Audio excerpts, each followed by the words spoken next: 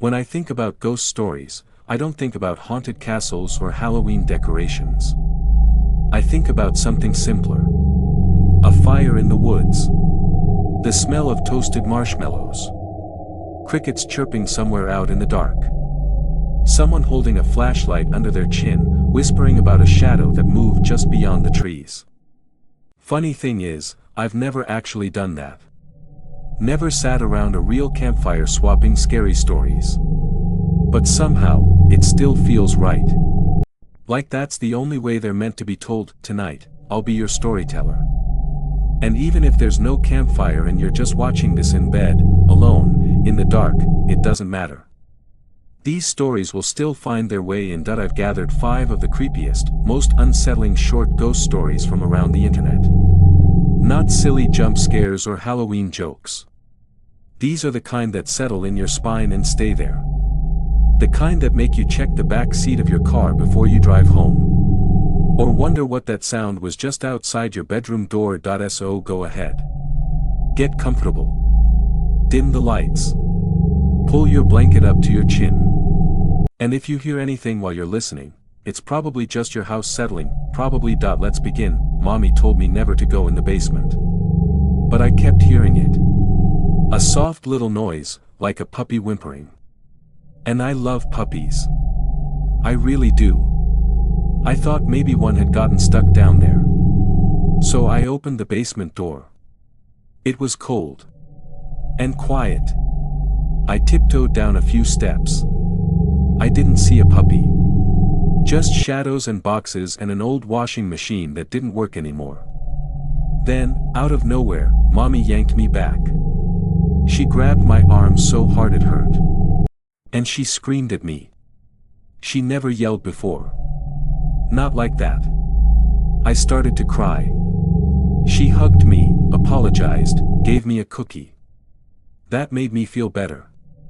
So I didn't ask her why the boy in the basement was making those sounds like a puppy. Or why he didn't have any hands or feet. The next story isn't quite as violent, but in some ways, it's even more disturbing. When Michelle's daughter was just 2 years old, she caught her playing in the living room. She had taken 2 empty paper towel tubes and tied them together with string. She was spinning them around in the air, making whooshing sounds. Michelle asked her what she was doing. Her daughter answered, like it was obvious. "I'm practicing my nunchucks." Michelle blinked. Her daughter had never seen martial arts. No one in the house talked about that stuff. So she asked where she learned it. The girl said, "Adam taught me. He comes at night and shows me how to use them. He says I might need to defend myself one day." Michelle was frozen. She asked, "What does Adam look like?" Her daughter smiled. "You know him, Mommy. Tall. Blonde. Blue eyes. He died of a headache." Michelle left the room shaking. For months before her daughter was born, Michelle's best friend Adam, tall, blonde, blue-eyed, had died from a brain aneurysm. Her daughter never mentioned him again. The next story is short. But it never fails to leave people completely chilled. A father is tucking his young son into bed. Same routine as always. Blanket tucked under the chin. Night light on. But tonight, the boy looks uneasy. "Daddy," he whispers, "can you check for monsters under the bed?" The dad chuckles a little, leans down, lifts the blanket, and looks underneath. He freezes. His blood runs cold. Under the bed, staring up at him, is his son. Shaking. Eyes wide. Whispering, "Daddy, there's somebody on my bed." Some ghosts, they don't want to scare you. Some just want to be close. And that might be even worse. When my sister Betsy and I were kids, we lived in an old farmhouse. Creaky floors, apple trees in the backyard, a big barn full of dust and rusted tools. It should have been scary, but we loved it. Especially the ghost. We called her Mother. She wasn't scary. She felt kind. Some mornings we'd wake up and there'd be a cup of water on our nightstands. We hadn't put it there. We figured Mother just wanted to take care of us, in case we got thirsty at night. In the living room, there was this wooden chair. Heavy. Antique.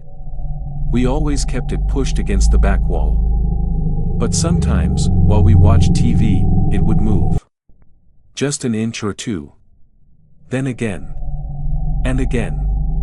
Until eventually, it would be right behind us, in the middle of the room. We'd sigh and push it back.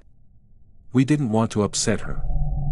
Years later, after we'd moved away, I found an old newspaper clipping about the house. Turns out, the original owner was a widow who poisoned her 2 children. Gave them cups of milk at bedtime.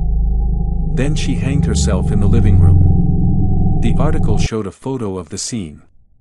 Her body hanging from a beam. Beneath her, lying sideways on the floor, was that same wooden chair. Right in the center of the room, still with me, good. Because the last one might be the most unsettling of all. It started like a regular night. I was going out with a friend to see a band play. We had a couple drinks. Talked. Laughed. I reached into my pocket and realized my phone was gone. I checked everywhere. The table, the floor, the bathroom. Nothing. I borrowed my friend's phone and called mine. 2 rings. Then someone answered. They didn't say anything. Just breathed for a second. Then gave this low, raspy giggle. And hung up. I tried again. Straight to voicemail. I figured it was gone. Maybe someone stole it. So I went home. There it was. Lying on my nightstand. Right where I always leave it. And I live alone. That's all for tonight. Unless, you want one more. No. Probably for the best. You've got to sleep eventually. Just make sure you check under the bed first. And if your phone rings in the middle of the night, and there's no number on the screen, don't answer. Good night, and good luck.